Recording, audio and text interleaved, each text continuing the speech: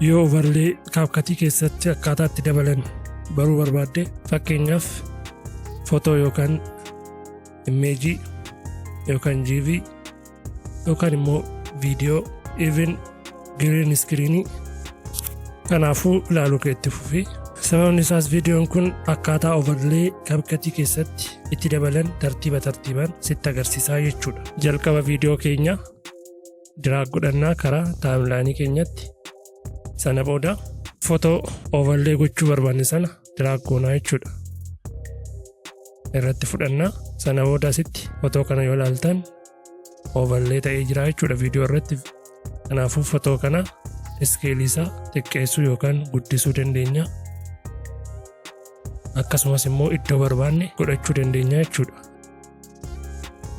Akkana gubbaa yookaan jala iddoo barbaanne godhachuu dandeenya. Akkasumas immoo rotate gochuu dandeenya karaa barbaannetti.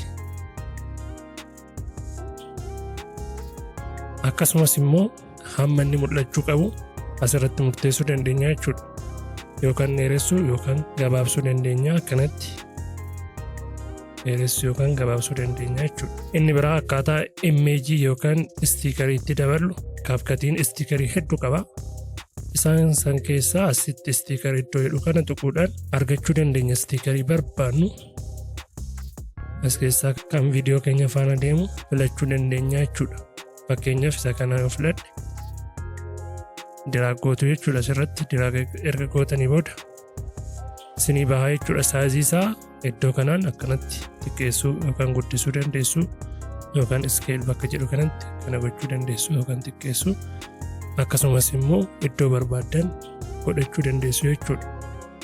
Yookanas bakka barbaadan godhachuu dandeessu. Akkasumas immoo naannessuus dandeessu. Akkanatti naannessuu dandeessu. Akkasumas immoo turtii inni mul'achuu qabus iddoo kanatti murteessuu dandeessu jechuudha. Akkanatti yookaan dheeressuu yookaan gabaabsuu dandeessu jechuudha. Inni biraa akkaataa itti GV overlay itti goonu. Fakkeenyaaf inni kun GV'n kun jira. Asirratti argitu scale isaa ni sirreessina.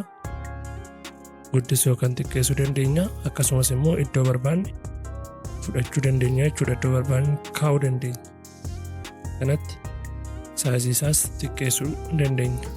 Yookaan asiin yookaan immoo asiin guddisuu yookaan xiqqeessuu dandeenya. Akkasumas immoo turtii inni mul'achuu qabu iddoo kanaan murteessuu dandeenya jechuudha. Inni biraa viidiyoo akkamitti overlay goona kan jedhuuf ammas viidiyoo overlay gochuu barbaanne sana karaa timeline keenyatti ni fudhannaa.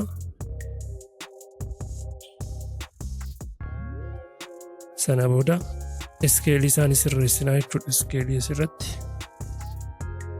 ni sirreessinaa iddoo barbaanne kaa'uu dandeenya. Scale isaa ammas xiqqeessuu yookaan guddisuu dandeessu. Isa kanaanii akkanatti overlay gochuu dandeessu jechuudha. Turtii isaas guddisuu yookaan xiqqeessuu ni danda'ama jechuudha. Asirratti overlay yeroo lamas taasisuu ni danda'ama. Akkana gootanii scale akkana sirreessitanii isa tokko garanaan godhachuu dandeessu. Amma scalein kanaa xiqqaadha, isa kana guddaadha. Akkanatti akka barbaadanitti scale isaa sirreessuu dandeessu. Kanatti overlay gochuun ni danda'ama jechuudha. Inni biraa immoo akkaataa green screen overlay itti goonu. Fakkeenya green screen kana overlay goonaa asitti. Asirratti ilaalaa green screen dha.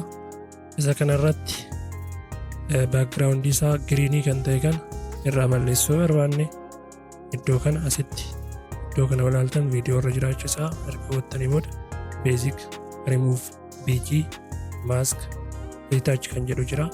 Asirratti remove bg kan jedhu kana tuqtanii sana booda chroma key kan jedhu kana ni tuqtu. Sana booda color picker kan jedhu kana tuqtu jechuudha. Sana booda kalarii irraa balleessuu barbaadan sana irratti ni tuqtu jechuudha. Kana booda asitti giriiniin kalarii irraa baduuf ta'u sun giriinii ta'uusaa nutti agarsiiseera. Giriiniin kun sirrumatti akka baduuf isa kanas intensiitii iddoo jedhu kana ni daballaa jechuudha. Akkanatti irratti guutumaan guutuutti akka baduu barbaadan haga dhumaa gootu.